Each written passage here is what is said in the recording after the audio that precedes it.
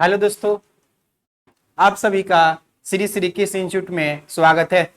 पुनः एक बार current affairs लेके उपस्थित हैं और आज है 11 अक्टूबर 2020। तो आइए देखते हैं 11 अक्टूबर 2020 के कुछ प्रमुख करेंट अफेयर्स।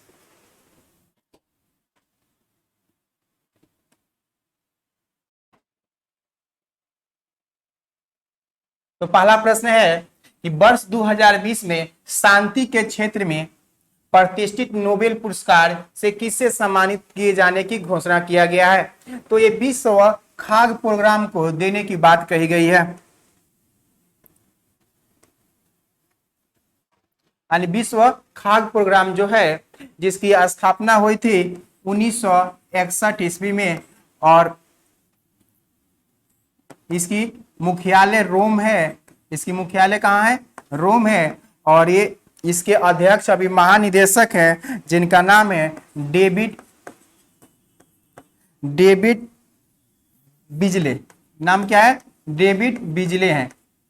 अब रहा बात शांति का जो नोबेल पुरस्कार होता है, ऐसे नोबेल पुरस्कार जो 6 होता है जिसमें 5 नोबेल पुरस्कार दिया जाता है स्वीडिश नोबेल समिति के द्वारा, जबकि यह एक नोबेल पुरस्कार है शांति का नोबेल पुरस्कार, यह दिया जाता है नॉर्वेजियन नोबेल समिति के द्वारा। यानी नॉर्वे जो है, नॉर्वे की राजधानी ओस्लो से दिया जाता है एक यह पुरस्कार शांति के पुरस्कार। शांति के पुरस्कार जो है वो किसी व्यक्ति को, किसी संस्थान को भी दिया जाता है। जैसे रेड क्रॉस जो सोसाइटी है इसको भी दिया गया था, 3 बार नोबेल पुरस्कार दिया गया। और इस साल 2020 में नोबेल पुरस्कार दिया गया है विश्व खाद्य प्रोग्राम को। इसको देने का मकसद है, ये संयुक्त राष्ट्र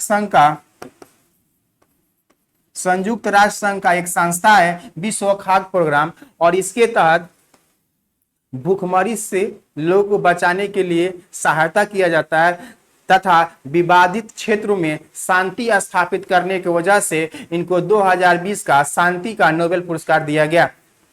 तो नोबेल पुरस्कार जो दिया जाता है वो अल्फ्रेड नोबेल जो थे, जो डायनामाइट की खोज किए थे, उन्हीं की स्मृति पर यह पुरस्कार प्रत्येक साल दिया जाता है। और नोबेल पुरस्कार 6 क्षेत्रों में दिया जाता है, जैसे कि आप चिकित्सा विज्ञान, भौतिकी विज्ञान, रसायन विज्ञान, अर्थशास्त्र और साहित्य के क्षेत्रों में दिया जाता है। और एक है इस शांति के क्षेत्र में जो पुरस्कार मिला इस बार, तो विश्व खाद्य प्रोग्राम को दिया गया। तो आइए देखते हैं अगला प्रश्न।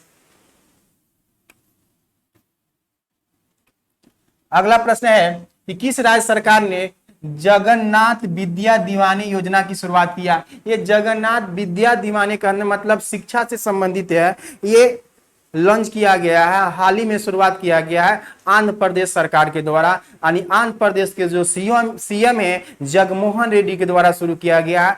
इसके तहत गरीब माता पिता के बच्चे जो स्कूल जाते हैं उनके लिए बैग, जूता, कॉपी, किताब और कपड़ा दिया जाएगा इस योजना के तहत। और इसकी शुरुआत किया गया है आंध्र प्रदेश सरकार के द्वारा। यहाँ के सीएम जो है जगनमोहन रेड्डी। कौन है? जगनमोहन रेड्डी है यहाँ के सीएम। और यहाँ पे हाल ही में किसानों के लिए YSR जलकल योजना की शुरुआत किया गया था। जलकल योजना की यहाँ पर शुरुआत किया गया था। और यहीं पर YSR आपको आसरा योजना की शुरुआत किया गया था। लोगों को घर बनाने के लिए आसरा देने की शुरुआत किया गया। YSR आसरा योजना शुरू किया गया। यहाँ पर यूरिया यानी उर्वरक का होम डिलीवरी की शुरुआत किया गया है। उर्वरक होम डिलीवरी यानी किसानों के घर तक खाद को पहुंचाने के लिए शुरुआत किया गया डॉक्टर सदानंद गौंड के द्वारा, जो हमारे उर्वरक एवं रसायन मंत्री के द्वारा यहाँ शुरू किया गया।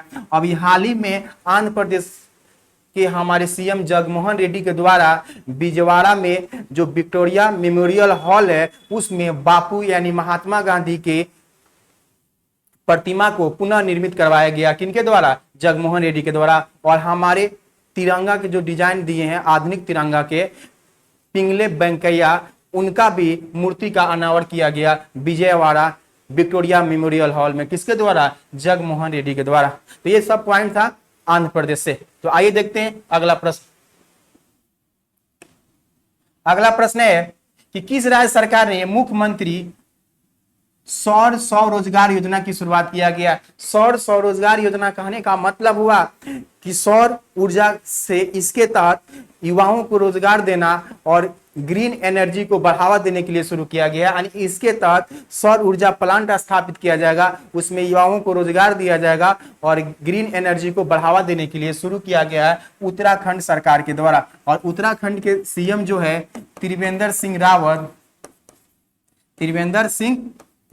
रावत जो है, इनके द्वारा शुरू किया गया। रावत के द्वारा। यहाँ के गवर्नर है बेबी रानी मौर्य। गवर्नर कौन है? बेबी रानी मौर्य। अभी हाल ही में उत्तराखंड में आपको पिरूल बिजली परियोजना की शुरू किया गया। पिरूल बिजली परियोजना की शुरुआत किया गया। पहली बार यहाँ चीड़ के पत्ते जो होते हैं सूख जाते हैं, उससे बिजली तैयार किया जाएगा। कहाँ? उत्तराखंड में। और उत्तराखंड की राजधानी जो देहरादून है, वहीं पर इस स्वरोजगार योजना को लॉन्च किया गया था।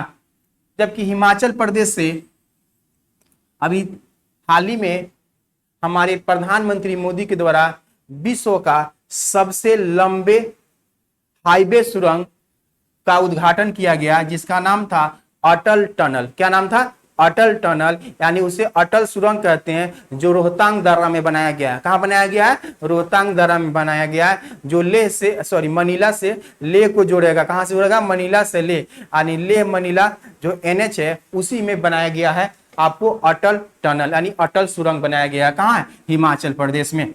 उत्तर प्रदेश सरकार के द्वारा अभी हाल ही में अपने यहाँ एक स्पेशल विशेष बटालियन दल का गठन किया गया है, जिसे हम लोग UP SF कहते हैं। Uttar Pradesh special police force जो है का गठन किया गया है, जो बिना मजिस्ट्रेट के अनुमति से किसी भी व्यक्ति को संदेह के आधार पर उसे पूछताछ कर सकता है। यानी UP गवर्नमेंट के द्वारा एक स्पेशल बटालियन का गठन किया गया। उत्तर प्रदेश जो सरकार है, ये कोरोना परीक्षण करने वाला देश का पहला राज्य बन गया। 1 करोड़ से अधिक परीक्षण किया है। कौन? उत्तर प्रदेश। यही नहीं, उत्तर प्रदेश से मनरेगा के तहत सर्वाधिक रोजगार देने वाला उत्तर प्रदेश है। तो आइए देखते हैं अगला प्रश्न। देखिए अगला प्रश्न है कि किस राज्य में तटीय सुरक्षा अभ्यास सागर कवच का आयोजन किया गया? यानी कहने का मतलब सागर कवच। सागर कवच कहने का मतलब सागर यानी जो हमारे यहाँ सागर अरब सागर है या बंगाल की खाड़ी है या हिंद महासागर है, यानी अरब सागर में उसकी सुरक्षा को लेकर एक सागर कवच का आयोजन किया गया। 2 दिवसीय आयोजन हुआ था अभी हाल ही में 9 अक्टूबर के आसपास। तो इस सागर कवच का जो अभियान किया गया किस किस राज्यों में किया गया? तो केरल, कर्नाटक और लक्षद्वीप में किया गया। कहाँ किया गया? लक्षद्वीप। यानी कहने का मतलब ये जो हमारा कर्नाटक है, केरल और लक्षद्वीप है, यहीं पर किया गया, क्योंकि हमारे समुद्र तटीय सीमा की लंबाई ज्यादा है। समुद्र तटीय सीमा की लंबाई क्या है? यानी हमारे समुद्र तटीय सीमा की लंबाई 7516.6 किलोमीटर है। यानी एक लंबा तटरेखा है। इसीलिए हमारे तटरक्षक, भारतीय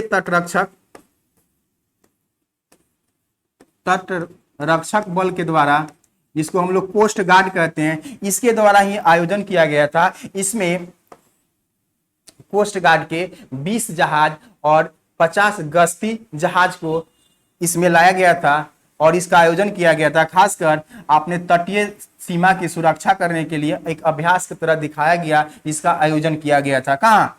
आपको कर्नाटक में हुआ, केरला में हुआ और लक्षद्वीप में। जो हमारे समुद्र तटीय राज्य जो 9 है, आप 5 राज्य इधर है और 4 राज्य इधर है। यानी ये पश्चिमी घाट और ये पूर्वी घाट। यानी पूर्वी घाट की तरफ बंगाल की खाड़ी है और पश्चिमी घाट की तरफ क्या? अरब सागर। तो इसी की सुरक्षा को देखते हुए उसका अभ्यास, क्योंकि हमारे समुद्र तटीय सीमा की लंबाई क्या है? ज्यादा है, इसी के लिए किया गया।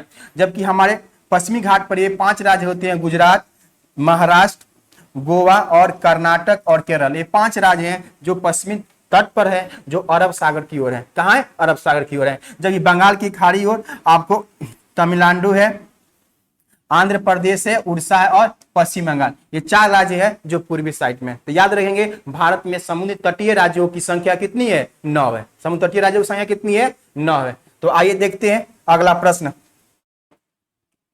देखिए अगला प्रश्न है कि किस केंद्रीय मंत्री को खाद्य उपभोक्ता मामले और सार्वजनिक वितरण मंत्रालय का अतिरिक्त प्रभार दिया गया है? क्योंकि हाल ही में हमारे बिहार के राज्यसभा सदस्य थे आपके रामविलास पासवान जी, जिनका हाल ही में क्या हो गया? निधन हो गया। और निधन हो जाने के बाद उनके पास जो केंद्रीय मंत्री के रूप में खाद्य उपभोक्ता मामले और सार्वजनिक वितरण मंत्री जो थे, तो उनके मर जाने के बाद इसका अतिरिक्त प्रभार दिया गया है पीयूष गोयल को। किसको दिया गया है?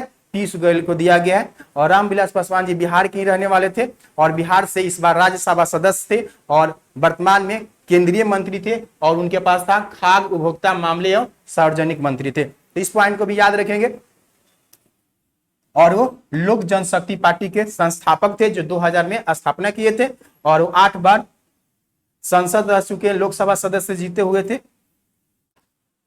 अब आइए देखते हैं पीयूष गोयल के पास ये वाणिज्य एवं उद्योग मंत्री भी हैं पीयूष गोयल, इसके अलावा रेल मंत्री भी यही है और उनको अतिरिक्त प्रभार मिल गया है खाद्य उपभोक्ता मामले और सार्वजनिक वित्त मंत्रालय। ये तीनों विभाग किनके पास है? पीयूष गोयल के पास है। जबकि नरेंद्र सिंह तोमर के पास 2 मंत्रालय है। पहले से ये कृषि एवं किसान कल्याण मंत्री है ही और खाद्य एवं प्रसंस्करण मंत्री भी का प्रभार, अतिरिक्त प्रभार इन्हीं को दिया गया है कि हरसिमरत कौर बादल जो थी शिरोमणि अकाली दल के, वो इस्तीफा दे दी थी कृषि बिल के कारण। तो उसके बाद वो अतिरिक्त प्रभार किनको मिला था? नरेंद्र सिंह तोमर को। तो इनके पास भी 2 मंत्रालय, इनके पास भी 3 मंत्रालय है। जबकि हमारे प्रकाश जावड़ेकर जो है वो सूचना एवं प्रसारण मंत्री है और हमारे रविशंकर प्रसाद विधि एवं न्याय मंत्री है। तो आइए देखते हैं अगला प्रश्न। देखिए अगला प्रश्न है कि किस केंद्रीय मंत्री ने मानसिक स्वास्थ्य पर एक अंतर्राष्ट्रीय सम्मेलन का उद्घाटन किया? ये अंतर्राष्ट्रीय सम्मेलन का उद्घाटन किया गया जिसमें मेलबर्न यूनिवर्सिटी जो है ऑस्ट्रेलिया के, वो भी भाग लिया था और वहां पर इसकी वीडियो कॉन्फ्रेंसिंग द्वारा आयोजन किया गया था। इसका उद्घाटन किए थे हमारे थावर चंद्र गहलोत साहब। यानी थावर चंद्र गहलोत जो है वो सामाजिक न्याय एवं अधिकारिता मंत्री हैं। क्या है? अधिकारिता मंत्री जो है हमारे हैं थावर चंद्र गहलोत, ये भाग लिए थे। कहां पे? तो मेलबोर्न यूनिवर्सिटी भी भाग लिया और भारत की तरफ से आप भाग लिए थावर चंद्र गहलोत उद्घाटन किए। जबकि रविशंकर प्रसाद विधि और न्याय मंत्री है और डॉक्टर जितेंद्र सिंह जो है वो जो हमारे पूर्वोत्तर विकास मंत्री हैं और साथ ही परमाणु ऊर्जा विभाग और अंतरिक्ष विभाग के राज्य मंत्री भी हैं डॉक्टर जितेंद्र सिंह। जबकि स्मृति ईरानी महिला बाल विकास मंत्री है, इसके अलावा कपड़ा मंत्रालय इन्हीं के पास में। और स्मृति ईरानी के द्वारा हाल ही में विश्व कपास दिवस के दिन ही इनके द्वारा कपास का ब्रांड और एक लोगो लॉन्च किया गया। उस ब्रांड का नाम था कस्तूरी कपास। क्या नाम था? कस्तूरी कपास ब्रांड नाम से इन्होंने लॉन्च किया था। कौन? स्मृति ईरानी। तो आइए देखते हैं अगला प्रश्न। देखिए अगला प्रश्न है कि किस राज्य सरकार ने स्वनिर्भर नारी कहने का मतलब महिलाओं को आत्मनिर्भर बनाने के लिए आपको असम सरकार के द्वारा इसे लॉन्च किया गया है। किसके द्वारा? खासकर आत्मनिर्भर बनाना किसको? महिला को, यानी महिला सशक्तिकरण को बढ़ावा देने के लिए हमारे असम गवर्नमेंट के द्वारा लॉन्च किया गया। और यहाँ के जो हमारे सीएम है सर्बानंद सोनोवाल, क्या है? सर्बानंद सोनोवाल, इनके द्वारा लॉन्च किया गया है। जबकि यहाँ के गवर्नर है जगदीश मुखी। गवर्नर कौन है? जगदीश मुखी है। यहां से अभी हाल ही में आपको पर्यटन संजीवनी योजना की शुरुआत किया गया था पर्यटन को बढ़ावा देने के लिए। इसके अलावा मुख्यमंत्री ग्राम्य परिवहन अचौनी योजना की भी शुरुआत किया गया था सर्बानंद सोनोवाल के द्वारा यहां असम में। और यही नहीं, एसबीआई यानी स्टेट बैंक ऑफ इंडिया के द्वारा आत्मनिर्भर प्रोग्राम यही असम में चलाया जा रहा है। कहां चलाया जा रहा है? असम में चलाया जा रहा है। जबकि पश्चिम बंगाल से यहां पर प्रगतिशील किसान सम्मान योजना की लॉन्च किया गया है। प्रगतिशील किसान सम्मान योजना का शुरुआत किया गया है। अभी इसके अलावा कृषक बंधु योजना की भी शुरुआत यहाँ किया गया है। कृषक बंधु योजना शुरुआत किया गया पश्चिम बंगाल सरकार के द्वारा। यहाँ के सीएम है ममता बनर्जी, जबकि यहाँ पर पथश्री योजना की लॉन्च अभी हाल ही में किया गया था। पथश्री योजना कहने का मतलब सड़कों को मरम्मत करने के लिए पथश्री योजना लॉन्च किया गया था पश्चिम बंगाल सरकार के द्वारा। तो ये कुछ महत्वपूर्ण करंट अफेयर था। आइए देखते हैं अगला प्रश्न। देखिए अगला प्रश्न है कि भारत ने किस राज्य की नई पीढ़ी की एंटी रेडिएशन मिसाइल रुद्रम का सफल परीक्षण किया। रुद्रम जो है एंटी रेडिएशन एक मिसाइल है जिसका परीक्षण हाल ही में उड़ीसा में किया गया, यानी उड़ीसा के बालासोर में किया गया। उड़ीसा के बालासोर में इसका परीक्षण किया गया। किसका? इसका परीक्षण किया गया आपको रुद्रम का। रुद्रम जो एंटी रेडिएशन जो मिसाइल है इसका परीक्षण किया गया आपको सुखोई M30 MKI, यानी सुखोई M30 जो है भारत का लड़ाकू विमान है, इसी से इसका परीक्षण किया गया। यानी ये मिसाइल को इसी लड़ाकू विमान से नीचे गिराया गया, यानी ये हवा से सतह पर, यानी हवा से सतह पर मार करने वाली ये क्या है? एंटी रेडिएशन मिसाइल है। और यह मिसाइल जो है वो 500 मीटर से ऊपर यानी 15 किलोमीटर से वो नीचे 250 किलोमीटर देखकर और सही सटीक निशाना लगाकर ये उसे भेद सकती है यानी उसको मार सकती है। यानी ऊपर से 15 किलोमीटर ऊपर है, उससे नीचे 250 किलोमीटर का ये किसी भी सटीक निशाने को भेद सकती है। ये मिसाइल का नाम क्या है? तो रुद्रम मिसाइल है। क्या है? रुद्रम मिसाइल है। अब देखिए यह मिसाइल कहां से परीक्षण किया गया? तो बालासोर में। अभी उड़ीसा में हाल ही में सुपरसोनिक क्रूज मिसाइल जिसका नाम क्या है? ब्रह्मोस मिसाइल का भी परीक्षण कहां किया गया था? बालासोर उड़ीसा में ही किया गया था। और हाल ही में उड़ीसा में सौर्य मिसाइल यानी सौर्य बैलिस्टिक मिसाइल का परीक्षण किया गया था उड़ीसा के बालासोर से। तो इस पॉइंट को भी हम लोग याद रखेंगे। तो आइए देखते हैं अगला प्रश्न।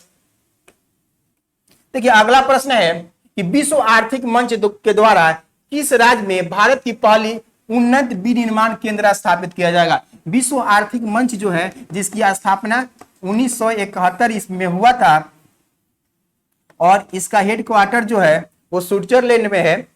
तो ये जो है ये अपना पहला आर्थिक मंच यानी अर्थव्यवस्था संबंधित रिपोर्ट जारी करने वाली एक संस्था है। ये इसे स्थापित करेगा तमिलनाडु में। कहां स्थापित करेगा? तमिलनाडु में स्थापित करने की बात कही गई है। जबकि तमिलनाडु में हाल ही में समुद्री क्षेत्र को निगरानी रखने के लिए, खासकर समुद्री तस्करी जो होते हैं उसको रोकने के लिए हाल ही में तमिलनाडु की राजधानी चेन्नई के कट्टुपल्ली पोर्ट पर, क्या है? कट्टुपल्ली पोर्ट पर आपको तटरक्षक बल का गश्ती पोत विग्रह को यहीं पर आपको जल आरोहण किया गया। जल आरोहण करने में जल में उतारा गया है, खासकर ये समुद्री सीमा को निगरानी के लिए, यानी समुद्री सीमा के निगरानी के लिए ये लॉन्च किया गया है विग्रह, यानी भारतीय तटरक्षक बल के द्वारा। जबकि भारतीय तटरक्षक बल की स्थापना कब हुई थी? 18 अगस्त 1978 ईस्वी में। और उसका हेडक्वार्टर कहाँ है? नई दिल्ली में। उसके महानिदेशक हैं के नटराजन। तो आइए देखते हैं अगला प्रश्न।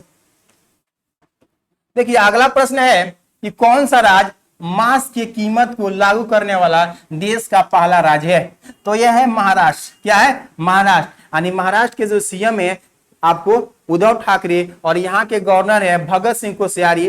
तो यहीं पर यह जारी किया गया है कि मांस की कीमत को लागू करने के लिए। अभी पिछले क्लासों में हमने चर्चा किया था नो मास्क नो राइट के तर्ज पर, यानी यहां पर एक अभियान चलाया जा रहा था कोविड-19 के दौरान जिसका नाम था मेरा परिवार मेरी जिम्मेवारी। क्या नाम है? मेरा परिवार मेरी जिम्मेवारी लॉन्च किया गया था। उसी अभियान के तहत महाराष्ट्र के एक जिला है सांगली, और सांगली जिला में अभियान चलाया गया था, नो मास्क नो राइड अभियान चलाया गया था। कहाँ? महाराष्ट्र के सिंगरौली जिला में। और यहीं पर अब पूरे महाराष्ट्र में मास्क की कीमत एक तय कर दिया जाए, जिससे गरीब से लेकर अमीर तक उस मास्क को खरीद के इस कोविड-19 से बचने का उपाय ढूंढा जाए।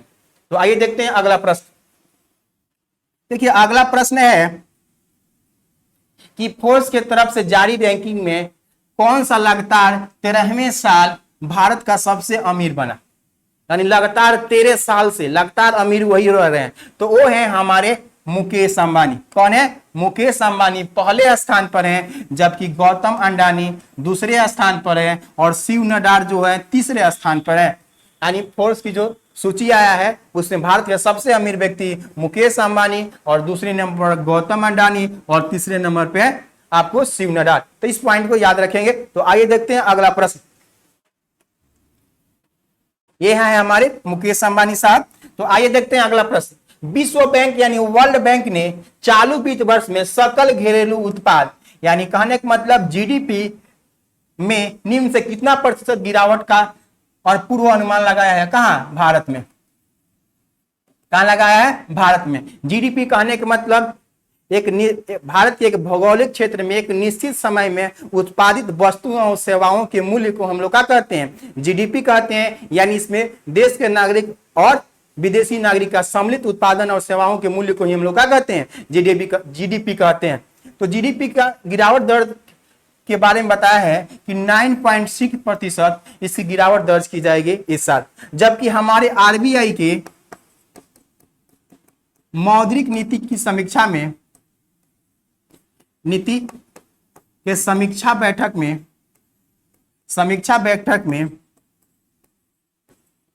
बैठक में आरबीआई के गवर्नर शक्तिकांत दास के द्वारा बताया गया है कि भारत के जीडीपी ग्रोथ रेट में 9.5% की गिरावट दर्ज की जाएगी। यानी आरबीआई के अनुसार 9.5%, जबकि वर्ल्ड बैंक के द्वारा 9.6% की बात कही गई है। यानी विश्व बैंक जिसकी स्थापना कब हुई थी? तो 1944 में हुआ था। इसका हेडक्वार्टर कहाँ है? Washington DC. और ये विश्व बैंक जो है इसमें 189 सदस्य देश हैं, जहां पर ये आपको दीर्घकालिक व्यापार करने के लिए क्या देता है? ऋण भी देता है विश्व बैंक। तो आइए देखते हैं अगला प्रश्न। देखिए तो ये आपको 11 अक्टूबर 2020 से कुछ महत्वपूर्ण करेंट अफेयर्स था, और हम लोग ज्योग्राफी का जो हम लोग international date line, time zone, time date के बारे में जो हमने लेक्चर दिया था, उसी पर आधारित एक एमसीक्यू लेके उपस्थित होंगे मंडे को।